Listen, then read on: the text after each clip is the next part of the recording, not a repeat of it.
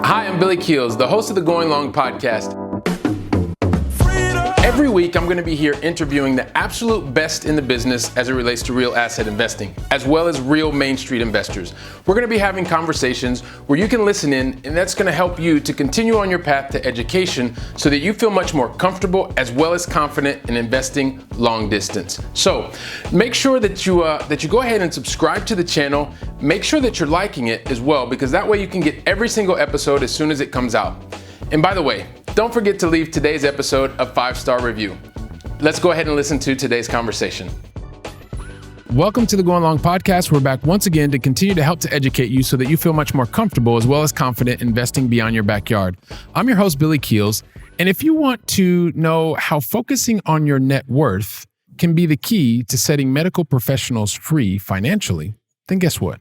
Today's the conversation that you're going to want to listen to until the very end. You know why? Because today's guest is not only a full-time registered nurse who helps busy medical professionals create passive income through real estate investing, she also uses her leadership skills in healthcare operations to manage multifamily syndications, which is awesome. And you know what? She's the founder of Willow Investment Group, LLC, as well as the founder of the Net Worth Nurse.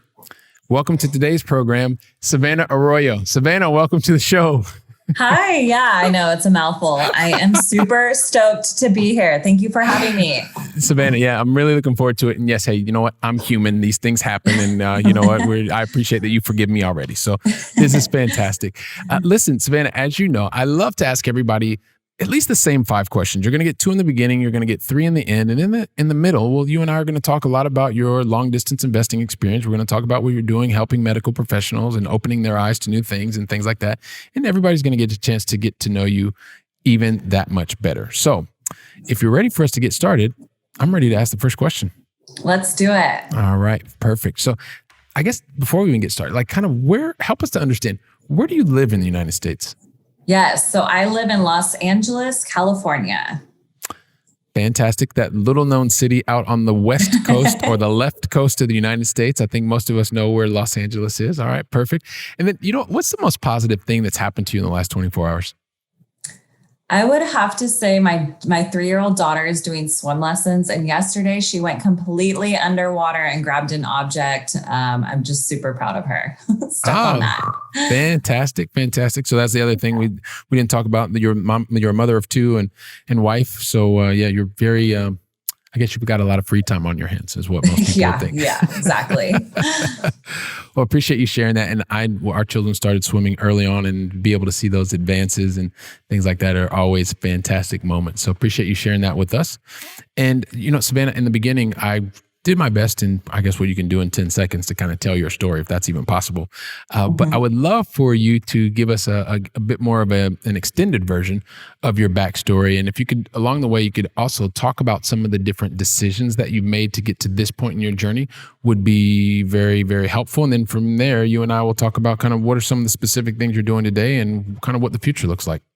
So. Yeah, definitely. So, right out of college, I always knew I wanted to do nursing. So I went right into college studying nursing. I graduated in 2013 with my bachelor's in nursing, and I worked in a couple different specialties at a couple different hospitals. And I was just naturally gravitating towards leadership positions. And I went back to school and I got my master's degree in nursing leadership and administration. And so now I help oversee multiple departments at a hospital here in LA. And I got started on my real estate journey at the beginning of 2020. I was on maternity leave with my second daughter, and my husband and I were just looking at our time schedules. I was thinking about going back to work when she was 3 months old, and we were just trying to figure out with a growing family how our schedules fit with that. And we were just thinking about we both work Monday through Friday jobs, 8 to 5 o'clock. We're trying to figure out how we would go to swim lessons and do soccer practice and do field trips with our daughters. And our current schedules didn't really have that flexibility. And so we were looking for ways to create additional streams of income, kind of some different passive income streams to offset some of our W-2 income so that, we could be a little bit more flexible with our time. And so we started looking into real estate investing, went full force, was watching all sorts of YouTube videos, Bigger Pockets, pockets, listening to podcasts. I would go on walks with my daughter. I'd be at home making food or at home nursing her. And I would just have YouTube and podcasts on nonstop, just listening to different people's real estate journeys and different strategies that they were using in real estate. And so my husband and I got started with single family homes, and we bought 2 single family homes country in Atlanta, Georgia. And originally when we were looking into this, we were looking at the BRRRR method, which is buying a place really below market value, renovating it to push all this equity into the property, renting it out, and then refinancing to essentially pull all that capital that you put in back out and repeating it. So for us, we had a fixed amount of capital, and we were like, okay, this is our perfect strategy to make that really kind of snowball. And then when it came to kind of overseeing a full renovation across the country, we were a little bit nervous about that. And so we ended up buying turnkey properties across the country with a new build townhome that they put their property management team in place. So it was really easy to get started with that. After we bought those 2 homes, we were like, okay, what can we do next? What's our next deal? And then that's when we started learning about multifamily syndications. And that's what we're doing now. Wow. Okay. So there's a lot of things. And so right now you're doing multifamily syndications. I want to take maybe just a couple steps back, because there were a couple of things that you mentioned. First and foremost, you were on maternity with your second child in 2020. Yes. And at that point in time, you just say at the beginning of 2020? Yeah. Did I understand you correctly? January. Okay. So there was a lot going on in the world, and the world was soon going to be shut down. Most of us saw that was happening in January 2020. So rather than kind of, I guess, hunkering down and staying at home, you had the thought to really say, what can you do beyond your 9 to 5 or your 8 to 5 or whatever the case may be? I think most people would think to themselves, well, why would you do that at that moment in time? So maybe talk us through a little bit about and I know you said why you wanted to do some of that, but I guess at that moment in time, most people would say, well, yeah, but we'll do it after the fact. Really, why was it at that moment in time while you were on maternity leave, do you think now, because you've had a little bit over a year and a bit to think about it, that really you thought, wow, this is the moment to do this?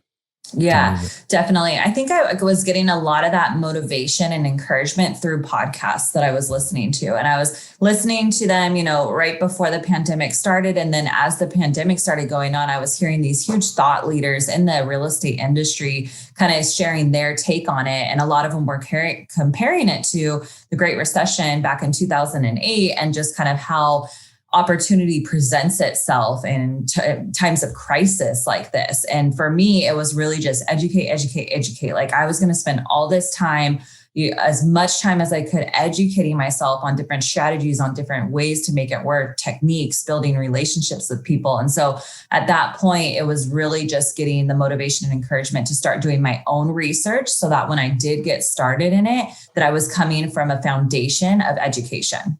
Got it. Okay. So having this strong foundational education at that moment in time, and you had the time, so you were listening to these thought leaders and things like that. And a lot of times, I know Tony Robbins says a lot of times you're either running towards pleasure or running away from pain. If you take a step back now, where do you think you sit on that pendulum?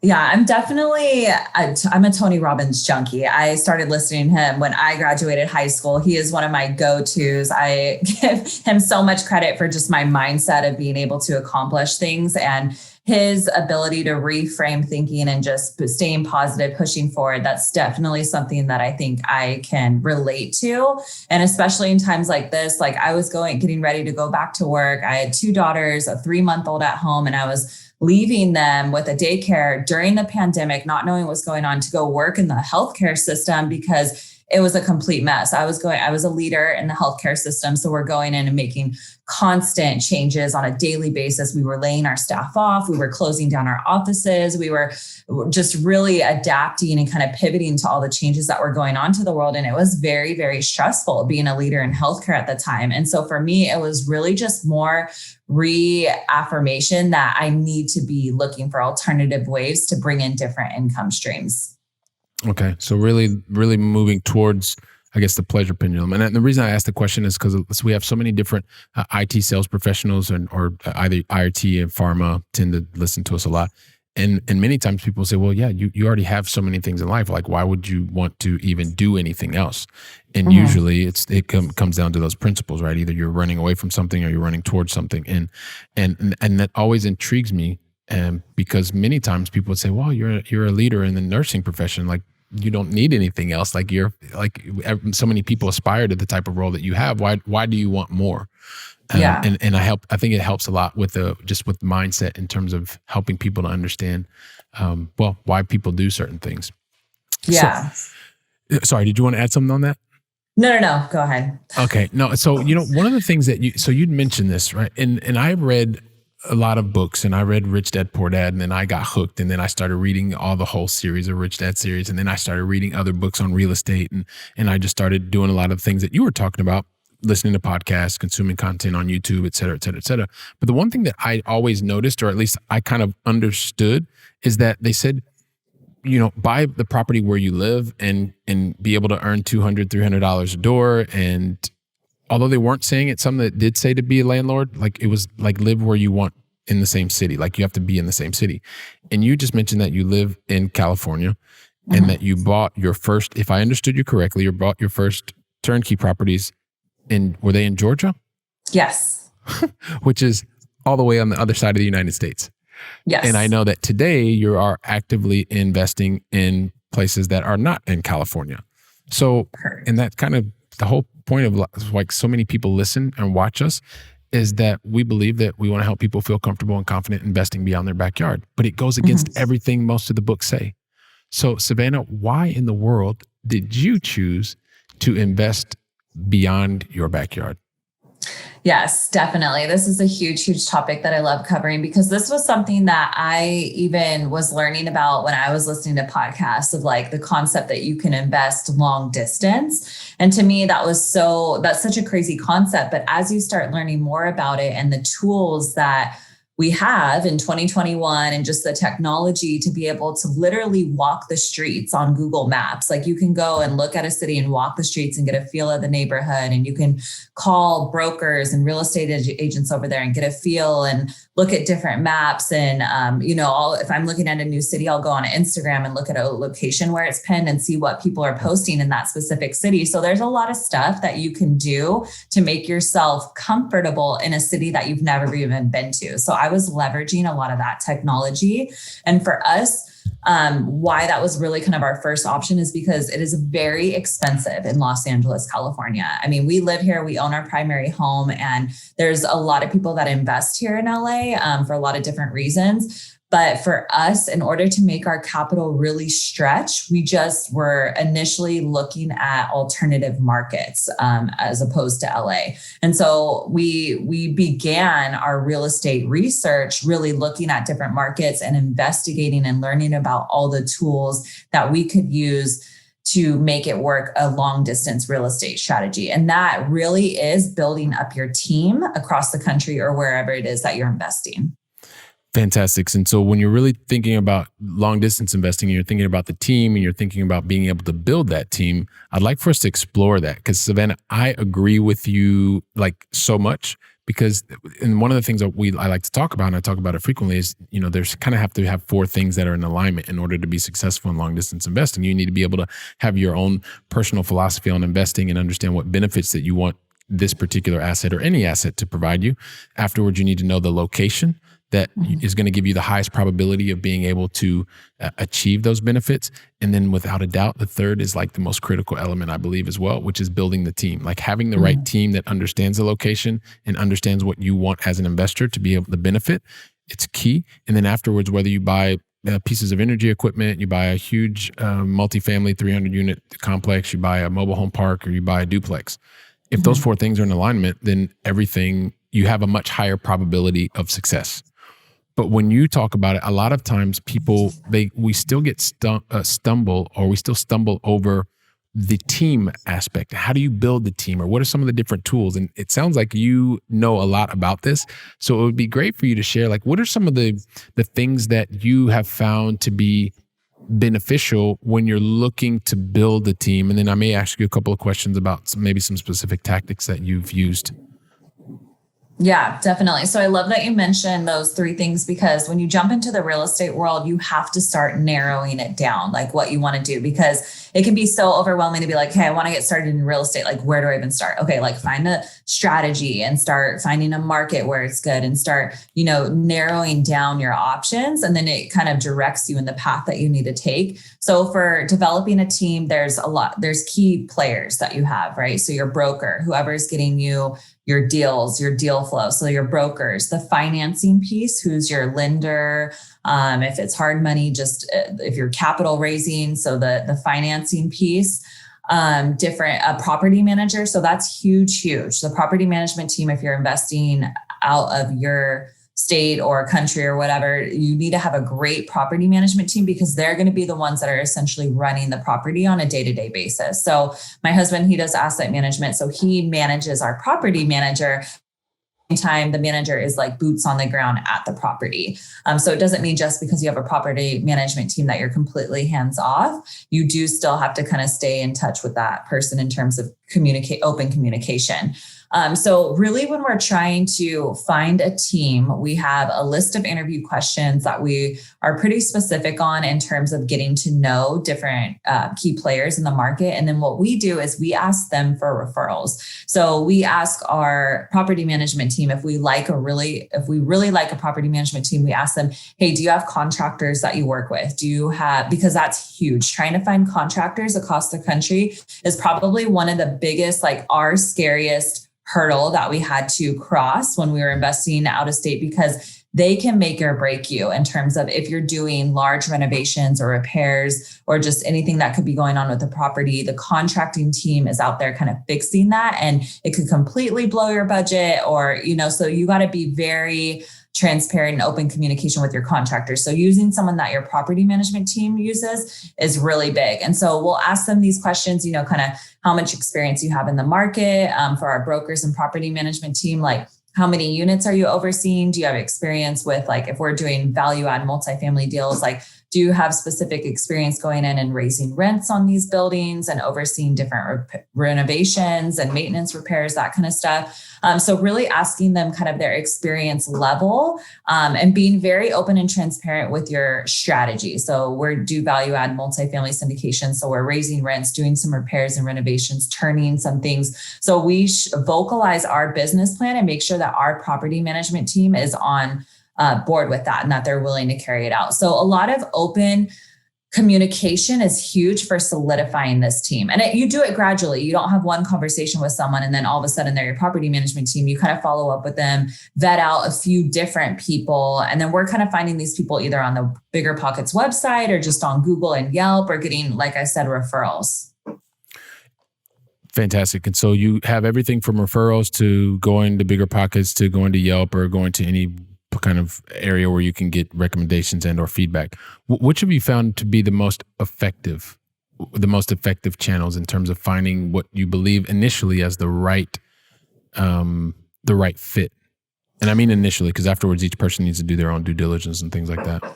Yeah, I would say Bigger Pockets, because there's a lot of reviews on there. So that's usually kind of where we start, and then we'll call and then ask for referrals. If you have a good broker, like our broker gave us the lender, he gave us kind of property management team, he gave us his insurance provider, broker that he works with.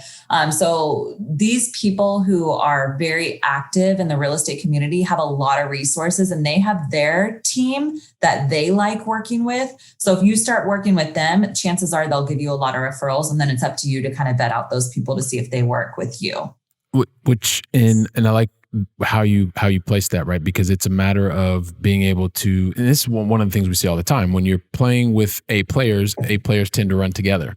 And so, yes. And one of the things I always like to say is hashtag teamwork makes the dream work. And so once you're able to make sure that you have the right, whether it's the broker or the property manager, and these are usually the first two key players that have networks already set up, then one of the things that, Savannah, that you're helping us to just reinforce is you have to do the work, you have to make the connections with them. But once you make the connections, you have the opportunity to expand your network exponentially in a very rapid amount of time, because they typically work with and already have their network formed.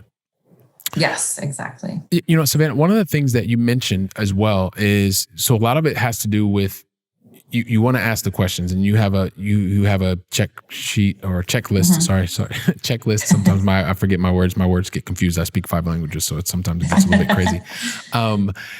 So even though you know the questions to ask, I think it was Ronald Reagan that said you want to trust but verify. So maybe you can talk to us a little bit about going beyond asking the questions, especially when you're doing this long distance. What have you found that has been one of the best ways that you can actually verify so that you can mitigate or minimize any of the potential risk factors? Yeah. So the referral base in terms of kind of checking on referrals is huge. So we had a property, or we went with a contracting team up when we did our first syndication up in Oregon that needed a lot of work on it. And we kind of found him through word of mouth. Like, he was referred over us by someone. Our property management team had heard of them, but hadn't worked with them personally. And they ended up doing a really, really terrible job on our first unit. They completely didn't do their investigative work in kind of some zoning laws when we were going to renovate a unit into a studio.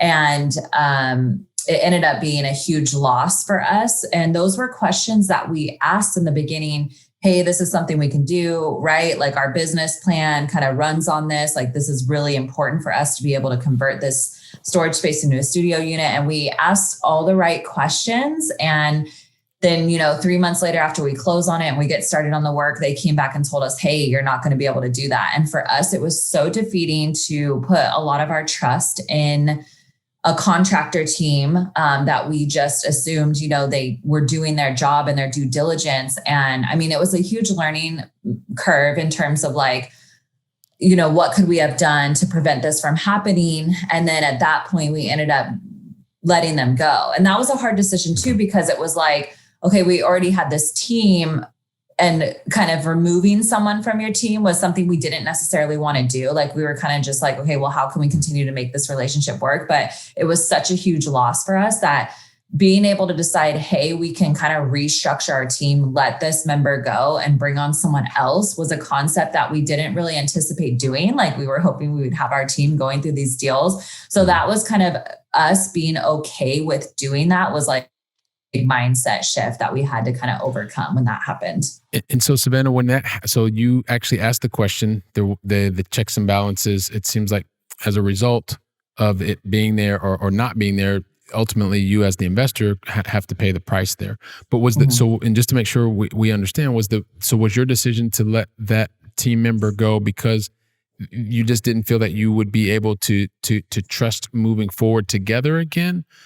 Or what was the kind of what was the if you're yeah, I mean, that was just, it was such a huge mistake that we were just like, I mean, if you're working with someone, I mean, he had 20 plus years experience and he didn't look into the zoning when he was pulling permits. Like, when he went out and did the due diligence with us, he said, oh yeah, we're going to be able to convert this. This is going to be easy. He had an engineer walk it. They were writing up, drawing permits for us to kind of renovate it, and wasn't an issue. And then when they went to go pull permits, they found out that they couldn't do it because of zoning. And it was just kind of like, I mean, how come that didn't get checked before? Those were specific questions that we were asking. Hey, this isn't going to be a problem because of zoning. They said, no, we're going to do this. I've worked in this town before. It's not going to be an issue. And so for us, it was kind of just like the bridge was burnt at that point. Okay. We're like, we can't really repair this relationship. Yeah. And that makes, and this is one of the realities. I think a lot of times, and I appreciate you sharing that story, because so many times people will talk about all the great things and this is what happens. And sometimes, especially when you're getting started, it's about, you have to make the decisions quickly as to whether or not certain members are going to be a continuing part of your team. Is it something that there was just an oversight on both sides, or was it something that really one of the other parties really should have understood? And as a business owner, you have to make decisions that are difficult sometimes, and that means reconfiguring your team. So I appreciate you sharing that. And I want to get to also one of your passion areas, and it may seem like an obvious question, but I know that you have a lot of focus in helping people that are in the medical profession. And I know that I like to help a lot of people that are IT sales professionals. I have my reason for that. But maybe share with us why the reason that you really have this passion for helping medical professionals. Yeah, definitely. So we went down the syndication route after we did those single family homes. We were moving to the syndication route because it really provides people the opportunity to pool together resources to buy, like, say, apartment complexes together. So now instead of an investor going out and buying a single family home solo, pretty much, you're now pooling together your resources with a lot of other people who want to get into real estate investing to take down these larger deals. And so the syndication route, after we had done that first deal and we were talking about what we were doing in real estate, we got a lot of interest from family and friends, people who were watching what we were doing and were like, hey, like, I want to get involved in what you're doing. And so the syndication route really kind of appealed perfectly to just what we were already doing in real estate. And it opened up a lot of conversations that we can now have with family and friends about what we were doing in real estate. And for me, being at the hospital 5 days a week, it was talking about it with doctors and nurses. And I realized there, so many of them didn't know anything about real estate, but had a huge interest in it, that, you know, they work long, hard hours and they don't necessarily have a lot of time or energy to be researching what it takes to invest in real estate, but they still want to invest in real estate. And so by doing these syndications, now I'm able to offer these medical professionals the opportunity to invest in real estate without doing any of the work. They're passive, silent investors. They're really just handing over capital that my husband and I are now putting to work in these deals. So they take a very passive approach and they're still getting amazing returns. I mean, they get the same returns that we get as the operators of the deals, that all of our other passive investors get. So they're getting amazing returns in real estate without doing a lot of the work. And for me, it was super important to be able to provide this to my peers, people that I work with. And it's been such an amazing opportunity. I have conversation after conversation with investors, and they're just to the point where they're like, I want to hand over my money to someone who will do the work. And it's really the perfect fit. Perfect. So it's a matter of, one, it started at home and being able to share with family and friends. And then when you're in the office, you're in a certain place for 9 hours, 8 hours a day, however many hours a day you are there. Many times, especially high paid professionals, there are many, many more hours than 9 or 8 hours a day. But by being there, you're in the area and you're seeing people that you're surrounded by, very busy, don't have time to think about things. And you're the voice that can help them be able to not only create great returns, but also, I'm going to assume, and I'm going out on a limb here, that these returns are also tax efficient, a lot more tax efficient than probably where their money is now, which is usually in the stock market somewhere. Yes. Would that be accurate? Yes, exactly. I figured so. Hey, by the way, so you were in Atlanta, and I'm going to go back to this long distance concept again. So you helped us understand why you looked beyond your backyard, right? Why you looked beyond LA, but then you also talked about being in another state I don't know if you mentioned the state yet, but on the West Coast as well. Like, why are you deciding, you talked about Atlanta, like why is the other places that you are investing in, why have you selected those cities? Yeah. So Oregon is where we did our multifamily syndications. We have 3 apartment buildings up there. And we were really just exploring different markets, looking at ways we could make our numbers work, our business strategy work. And we were looking up in Oregon because my parents live up there. We have boots on the ground. And they're not super close to the towns we're investing in. I mean, it's a couple hour drive, but we were really just looking up there because we were curious more than anything of how the numbers worked. And we were just running them to get practice when we initially started. And we just started finding good deals. We met a really good broker, a young, hungry Marcus and Millichap broker who just started sending us really good deals. And after we did that first one, he actually got us our second one and our third one again. So that was really just kind of doing business with the same people over and over. You just create this great foundation and kind of deal flow. It's your story. I'm smiling. And if you're not watching us on the video version, you should jump over and watch us on the video version. But Savannah, part of the reason that I'm smiling is your story sounds similar to mine. And although you did the work in advance, and also you selected a place that was within a couple of hours of where your family lives, I wasn't sophisticated enough to even do that. I just picked a place where my family lived, and I just knew that I had money and I just wanted to place capital, and I was tired of reading books and I just had to get started. So sometimes when you have family that's somewhere nearby, I'd made a decision that was based on fear. And I thought, if this does not work, at least my family can go bail me out. Yours has more sophistication. You did more study, and your family is a couple hours away. But one of the things that I believe as a long distance investor that can help people to be much more comfortable is if you're also finding and doing your homework, and you're finding locations that are nearer to where you have family or loved ones and things like that. Because just mentally, it helps you to get beyond a specific barrier, especially when you're living in a city like LA or maybe New York or Miami or something like that. So I'm smiling because I relate to your story, although I wasn't as sophisticated as you were in order to be able to get some things done. I do have one question for you as well before we go into the Going Long Final Three. And that is, I know you have a lot of thought around, you've talked about syndication before, and you also have helped people.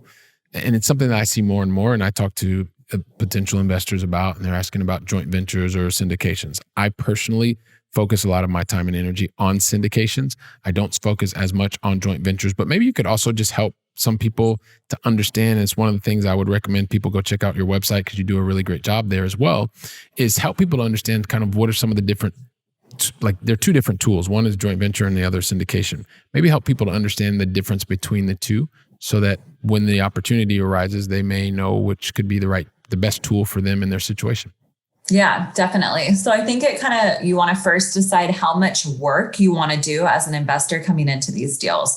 So if you're thinking like, hey, I could add some value, like when you're going out and buying apartment buildings, you got to have like a high net worth, liquidity, like maybe that's something you could bring, or maybe your boots on the ground somewhere and you want to partner with someone who's bringing in maybe capital or a deal, but your boots on the ground and you can kind of help with the asset management. So these syndication deals are really kind of broken down into four pieces, like the acquisition piece of like finding the property, taking it down, going through the due diligence and getting it to close, the acquisition piece. Then the asset management piece of like overseeing the investment throughout the lifetime of the investment, which syndications is usually about 5 years. So asset management.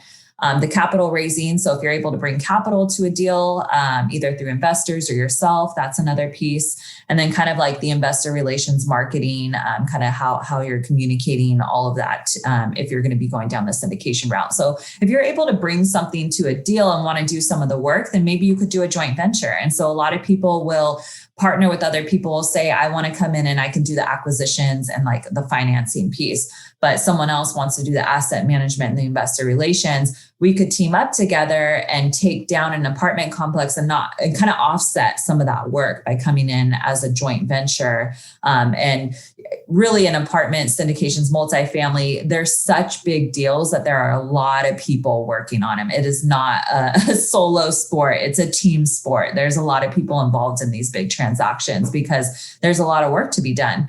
The syndication route is really, if you're wanting to invest passively, like really just hand over your money to a vetted out operator. So you still want to vet out the operator, see kind of what deals they've been doing, how they are as a person, how they're handling some of the challenges that they encounter in these syndications. Because if you're talking to an operator who's like, yeah, everything's rainbows and sunshine, nothing ever goes wrong, I mean, that's not completely true. So you want to kind of see how they handle some tough situations that they've been in. Those are my favorite questions when investors ask me. And so vetting out an operator and determining kind of with their business strategy, what market they're in, what they're looking at, if that's right for you, what kind of returns they're getting for their investors, then you can hand over money passively to an operator like that and just syndication passively. So really kind of comes down to how much work you want to do in these deals, what you can bring to the table, and then kind of developing the structure from there. Fantastic. So that's a great explanation in terms of the breakdown. Obviously, this is to help the entire Going Long family understand the difference between a syndication, which is typically you're going to be much less active, especially when you're the limited partner. On the other side of that, if you're the general partner, the key sponsor, it's a completely different story. You're doing the work. And then if you're in a joint venture, it's really who is bringing the team. As you bring the team together, depending on which lane you want to be in, everyone decides on what lane and what activity you're going to be doing, so that when the outcome or the compensation happens, then everybody knows exactly where you are on that pendulum. So I guess what would you say the next 12 months holds for you in terms of number of lives that you're impacting and things that you're going to be doing with your business? Yeah, definitely. So, I mean, we did 3 apartment deals in a very fast time, like in 6 months. And that's just because we had really good deals. We just kept the momentum going, but it was a lot of work. So right now I'm kind of pausing and working more on building my brand, the Net Worth Nurse. So kind of getting more creative with my content, trying to strategize like how to get in front of the people who are wanting to invest passively in these deals so we can kind of work through those opportunities together. So I did just start a meetup for healthcare professionals that are interested in investing in real estate. It's a weekly meetup that I have different healthcare professionals who are very involved in real estate come on and kind of teach about their strategy and their path getting involved into it. So that's something that I recently started that I'm focusing a lot of my time and energy on. And then just continuing to look for deals. We're building up our investor base. We just got onto an investor-based software, a portal system. So we're putting a lot of time and energy into kind of uploading that for our investors and really just working on building the business and networking, creating relationships. Now that COVID's lifted, we're really interested in going to kind of some live conferences and getting face-to-face with other people in the industry. But yeah, that's really kind of what we're working on for the next 12 months. Fantastic. And that rings a bell as well. I bought my first 3 properties and I had so much going on and so much activity. I literally stopped and took about a year and a half from buying any more assets because there was just a lot happening. And so when you get started and you don't realize things can happen so positively, so quickly, sometimes you just have to kind of go, hey, hang on a second, let's get all these things under control. And then, absolutely makes sense. And the meetups that you're doing now, Savannah, are they virtual or are they hybrid or kind of what do those look like? They are all virtual. Yeah, they're via Zoom. Okay. All right. Perfect. So we'll help people find out more about those later on. But, I guess the thing is we kind of have to get to the going long final 3 and it's that time. But the thing is, Savannah, I never ask anybody the going long final 3 unless they tell me or unless you tell me that you're ready for me to ask you. So are you ready? Yes, I am ready. I knew you would be ready. I knew you'd be ready. Listen, so we started with you over on the left coast of the United States in the beginning, and now I'd like to bring it back to this side of the pond, and because I'm over here in Barcelona, of course. And so I would love for you to share with the Going Long family, what is your favorite European city that you've either visited or is still on your bucket list to visit? My bucket list to visit is Venice, Italy, just really different parts of Italy in itself. My maiden name's actually Trimboli, so pretty Italian. Yeah. And I have not been over there. I've heard amazing things, so I would love to go. Yes, and Venice is a fantastic place. I was there with my wife and kids I think it was right the year before the pandemic, so it was amazing. Really, really fantastic place. So, but get there before the heavy tourist season, which is usually July, August. Right, I've heard. Yeah. Fantastic. So listen, the other thing is, as one of the things I see with successful people, and you're a very successful person as well, Savannah, is like everybody kind of like all successful people, the thing that they have in common is that they usually make only one mistake through their entire trajectory, okay, I think I got that wrong again. I get this wrong every single time. And I'm starting to think that it's kind of by design, I think. No, but actually, all jokes aside, so a little bit of a joke. So the thing is that with everybody makes mistakes. And one of the things that I really want the entire Going Long family, and after 100 and some odd episodes, they now realize that, yes, this is kind of a joke. But we all make mistakes or learning opportunities or whatever you want to call them. But the reality is that the people that are the most successful definitely do something different. And the thing that I've always recognized this pattern is people that make mistakes or learning opportunities or whatever, they usually take a moment to learn a lesson from the mistake so that the same thing doesn't happen again. And that's the pattern that I see all the time. So you being a successful person, I'm sure you've probably made a lot of mistakes, which is normal. But what is the one lesson that you would share with the Going Long family with the hope that it's going to help somebody that's listening or watching us today? I think stop caring what other people think has been huge for me in terms of launching my brand and following my passion and putting out content and making myself vulnerable. I think I came from a background of just really caring what people thought. I had a lot of like FOMO. I just didn't want to miss out on things. And I really got over that after I had my second daughter. And once I got into real estate investing and really launching my brand, The Net Worth Nurse, and just, I think doing things out of the norm. Like for us getting into real estate investing, we pulled out a second mortgage on our home. We were liquidating some of our retirement accounts. Like if we told that to people in our inner circle, they would have been like, what are you doing? That's craziness. Like that's super risky. Like don't do it. And for us, it was like, doing our research, not really caring what other people think. Like, I mean, you take it in, but don't let it affect your decision-making, right? Like if we were coming from a foundation of education and knowledge, and that was what really moved us, like tapping into your intuition and your gut feeling to make your decisions is so huge. Yeah. All right. Love that. Love that. Don't get stuck and don't worry about what others think. And just, especially when you have a nice foundation that's on foundational, strong education. Mm-hmm. And then putting that into practice. So really appreciate that. And then lastly, Savannah, really to help everybody feed their mind before we go, what is the one book that you would recommend to the Going Long family? I have so many, but I'm going to say right now, I would say Think and Grow Rich. It was just one of the first books I read that really was the mindset shift of being able to overcome and create riches in your life, not just with money, but with all sorts of things. Just being able to create abundance in your life is doable for everyone. And that book is like the key. Fantastic. So Mr. Napoleon Hill gets another recommendation. Yes. So we'll make sure that we include Think and Grow Rich in the show notes as well. So, I think about just the beginning of the conversation, and you talked to us about getting your degree in 2013, and you talk about going back to get your MBA and being able to have your master's and focus on leadership. And really when the crisis, the most recent crisis took place, you really looked at it as an opportunity, a second time mother, and really were looking to do more things in your life. And as you said, you and your husband were really trying to figure out what could you do to set yourselves and your life and your family up to be able to be more present, to be able to be more participative in the lives of your children. And you were thinking about what can you do outside of the 9 to 5 to get more control over your life. And you started then, you got started. You when most people were just kind of stopped and weren't doing a lot of things, you decided to lean in and start to build your network, learn more about real estate. And you were doing virtual events online. And then you even went from there to investing halfway across the country in Atlanta, which I think is just phenomenal, right? And then when you saw that was possible from the theory, you were able to put it into practice in a long distance framework.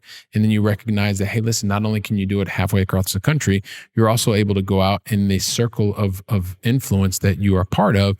You're not only with family and friends, but a lot of medical professionals, and seeing that they're really busy, and you're able to help bring this new knowledge that you have to them. And now you continue to do syndications, and you've even helped to educate us on some of the difference between syndication and joint ventures. And I'm sure that there's so many people, Savannah, that are like, oh my gosh, I love what she's talking about. She even has a meetup, all this stuff. Help us understand, what's the best way for the Going Long family to find out more about you and what you're doing at Network Nurse? Yeah, definitely. So The Net Worth Nurse, you can find me under The Net Worth Nurse on all social media handles. So that's Instagram, LinkedIn, YouTube, and Facebook, The Net Worth Nurse. That's also my website, The Net Worth Nurse. Make it easy for you guys. Please reach out to me if any of this resonates with you. I love connecting with other people interested in real estate. All right. Fantastic. The Net Worth Nurse. And you can find all the handles are the same. You can go to the website. Like I said, I've been to the website. It's fantastic, very well laid out and helpful, useful. And Savannah, I really just want to take a moment to say I appreciate you investing your time with me and the entire Going Long family today. Thank you very much. Thank you for having me. All right. Fantastic. If you give me just a couple seconds, I just want to say a couple words to the Going Long family really quickly. And listen, once again, Savannah, she left so much value. She shared her story, helped give you more new ideas, helped you to even understand what's happening between syndications and joint ventures, things like that. And also too, listen, you have an opportunity today to share today's episode with 2 to 3 other people. Someone needs to hear Savannah's message, her story, build the connection. And so just take a second and share today's episode. You've got your phone there, your iPhone, share it with other people. And while you have your iPhone as well, if you haven't done it already, take a second just to leave us an honest review, an honest written review, as well as a rating. It's one of the things that that I go through each and every week, continuing to help to improve the content of the program. It also helps to get fantastic guests like Savannah to join us on the podcast. And if you could just take a couple seconds, once again, an honest rating and honest written review would be greatly appreciated. And you know what? I am really looking forward to welcoming you back on the very next conversation. So until then, go out and make it a great day. And thank you very much. Wow, don't you love hearing from top-notch experts in the field? When I was getting started, I really wish that I would have had access to such experts. And even more, I wish they would have given me like a really simple list of things to follow so that I could have gotten to my goals much faster and been much happier even sooner. So that's why I've created for you the 7 things that you should avoid in order to be successful in long-distance investing. And you can pick that up really easily by going to billykeels.com/7 things to avoid. And also, if you liked today's episode, don't forget to leave a 5-star review. I'm looking forward to seeing you on our very next episode, so go out and make it a great day.